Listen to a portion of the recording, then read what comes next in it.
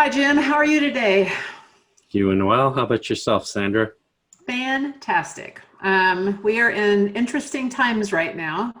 And I know you and I have been spending an awful lot of time on the phone talking to our clients, hearing what they have to say. And we've heard the spectrum from, oh my goodness, this is terrible, to we've got this covered, no problem. And we're hearing a lot of people talk about what they are going to do during this crazy time. What I'd really like to ask you about today and kind of delve into a little is what firms should not be doing right now, as well as just kind of some advice you might give them based on the fact that you're the CEO of our company. So let's start with, looking at just the leadership of the firm. What do you think leaders should be doing, or actually not doing, during this time in our history? Yeah, well, that's a great question. And, I think it's one that you and I are working through on a daily basis, addressing. And I think when you talk about leadership, the number one thing is the mindset. And so what you shouldn't let yourself do is get stuck in this negative, reactionary mindset. We all have to watch the news coming out and keep track of what's going on, but at the same time, that can send you into a tailspin of just negative thinking. So we have to pull ourselves out of that by really celebrating the things that have gone right, the things that we've learned, and this kind of ties into another don't let yourself go through this and react, and not take time to step back and learn from it, because these types of situations are ripe for continuous improvement opportunities, whether it's process, technology, the way we interact as a team, the way we interact with our clients. There's all kinds of great opportunities coming out of what is truly a difficult situation that we're all facing together. Boy, I agree with you. Everybody that we talk to, you can tell the difference between those firms that are kind of setting themselves up to really get through this okay, and those that are almost on the downhill slide just from the conversation you have with a leader in the firm.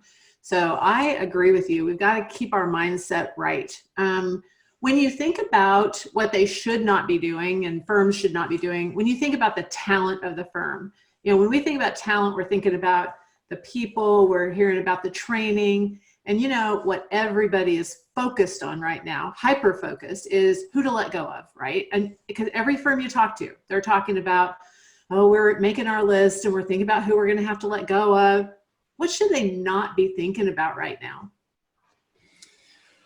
Well, I don't think you should let yourself just get in a cut in a frame of mind. If you really step back and look at the big picture, now I don't want to discount the fact that we do have to react to a certain extent. And these are extraordinary times where, it's a unique situation that we have to deal with. But at the same time, bigger picture, think of how much you've invested in your talent to get them to where they are today. And do you really want to pull the trigger on those quality people in the name of cost cutting, because it has long-term ramifications? It's going to cost you way more to bring somebody else in, bring that new person up to speed, not to mention that the hit on morale. So while you need to be cognizant of the financial side of it, and cash flow is king in business, right? But what I wouldn't do is just take that cut. And it would be a last resort in terms of starting to cut staff. Now, if you've gotten a bit lazy with culling your non-performers and the people that shouldn't have been there anyway, that's a different story. But if you're really starting to cut into your performers and top performers, then I would take a step back from the ledge and question whether this is the right move. Are there other areas where we can save dollars?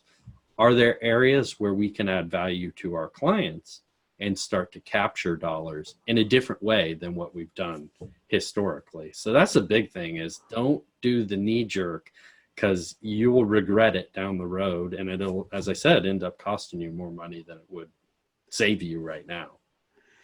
Yeah, and I love what you said about, if we've gotten lazy, and there are some people that honestly, before all this happened, we said to ourselves, we're going to have to find some other people to replace them, the people that are kind of at the bottom of the barrel. Then yes, okay, I get that. But you are right. When we start cutting into the really good ones, the ones that we are set up to do things like train them to a higher level, get them involved in consulting and advisory, and they're really good people. What you don't want to do, obviously, is let go of any of that great talent, because somebody else out there will grab them up in a hurry, and getting them back or getting people trained up is going to be hard.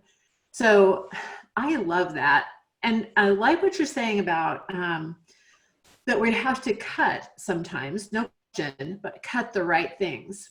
So I know I've heard some firms talk about growth and marketing. And I heard one firm the other day tell me that they had just cut their marketing officer. And I wanted to just scream through the video, no. What do you think? I mean, what do you think about the growth side of the business right now? I mean, everybody's kind of worried about that. Like, how am I going to find new business? So what should we not cut as we're going into this kind of strange time we're in right now? Well, yeah, I mean, you shouldn't be cutting your investment in your business. You need to get out of that reactionary mode and be thinking longer term. What are the steps I can take? What can I be doing right now so that when we do come out of this, that we leapfrog our competition? And business development, sales and marketing is a key way to do that. So cutting is not the answer in that area, especially. In fact, we've talked to firms who are doing the opposite, and timing of it. We were working with a firm, and they actually hired a business development person. And, they admitted if they hadn't made that hire before the whole environment changed, they probably would have used this as an excuse to not make the hire. But they are so thankful they did, because now they're seeing that they're having all kinds of conversations with clients and prospects set up that they would have never taken to that next stage and gotten set up. And so there's a lot of opportunity here. Your clients need you too. They need you to help them maintain a positive mindset. They need you to help guide them into not just cut, but continuing to invest in the future. So I definitely, from a growth perspective, you've got to continue to invest, add value to your clients. You may not capture value in terms of capitalizing on that right now in some cases, but you're building long-term capital with that relationship that's going to pay off exponentially later. In the growth area, the other thing I'd say is you've got to resist the urge to become the local banker. But let's look. I mean, if you're honest with yourself, you're still having to pay your bills. We still have to pay our bills. And while you want to help and you want to defer things, you need to continue to stay on top of your accounts receivable, collecting on the work that you're doing. Because as I said before, cash is king. And so we can't let ourselves be at detriment at for the benefit of everyone else. So it's not an easy thing, but you also need to keep an eye on that. I can't agree with you more. I mean, I've heard that before. We've heard it ourselves. And when we're running our business is you can't become the bank. And that is one thing you absolutely don't want to do right now. And we are also living and working in a profession where everybody's nice, and we want to be the helpers, and we want to be kind. And I get that, but you also have to be a good business person. So last thing I want to ask you about is the area of technology and process. You and I both hear every day about those firms that are working well with technology and have their processes down, and others that not so much. But is this the time to cut back on some technology, to cut back on working on your processes? What do you think? What's the time? What should we not be doing in that area? It goes back to the cutting on the right things, but continuing to invest in the right things as well. And technology is the reason that it hasn't been more of a challenge for organizations to move to work from home. And those that invested in it ahead of time, cloud, remote access technologies, aren't seeing a major hiccup in operations. Those who didn't invest as much are seeing some challenges there. But even those that did invest, if they don't have the right mindset and write off this whole work from home thing, it can't work, it doesn't work. Boomer Consulting's living proof that it can work and it can work well. In those cases, it's not the technology. It is the mindset. It is the process. It's the way you're going about it. It's more of a management issue than it is a technology issue. So I'd say you need to continue to be investing in the right things, and especially in technology. On the process side of the world, I said it earlier, but I'll reemphasize it. Since we're focusing on what not to do, don't let this go to waste. We're going to learn tons of stuff. We as an organization are learning every day of how we can be better, how we can engage with our clients virtually, that are going to benefit our clients, are going to benefit us, and benefit the overall boomer community as a whole coming out of this. So don't let it go to waste. Like, identify those opportunities. The other side of that coin is on your internal processes. At least for us, we've gotten more time back on our calendar because we're not on a plane all the time. We've invested some of that in our internal processes. We're actually going through a lean process right now with our internal team. And so I think this is an ideal opportunity to take some time and focus on your business and the way you've always done things, and start to question, is that the best way to go forward? I completely agree with you. So we're at the end of our time, but one of the things I also wanted to kind of ask you about is, people feel like right now they're pretty alone, and everything that you've talked about on here on what not to do, and you've alluded to what they should be doing, right? We also know that you do not have to do this alone. So one of the things that we've talked about, our group has talked about, is maybe doing a pivot. So is that one thing they can do? So you kind of end this with they can do, get some help in maybe making that pivot and getting your mindset right and doing all the things that you were just talking about during our time together. What do you think? Yeah, most definitely. I think the don't try to do this all by yourself and go at it alone.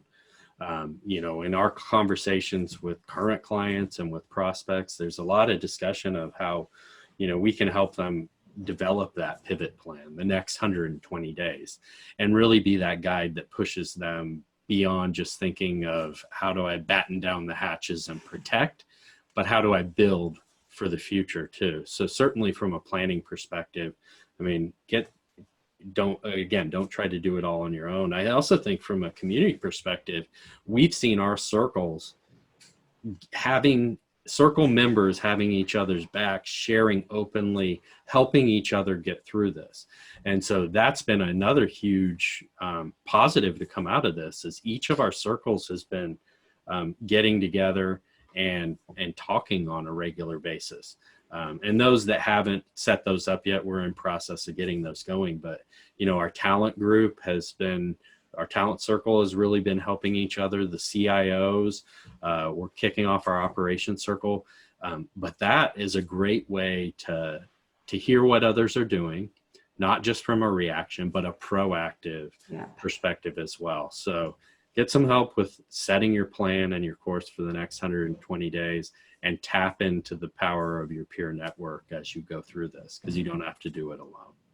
I love it. Thank you so much, Jim. Thanks to our audience for listening today. Have a great day, everybody. Stay safe. Thank you.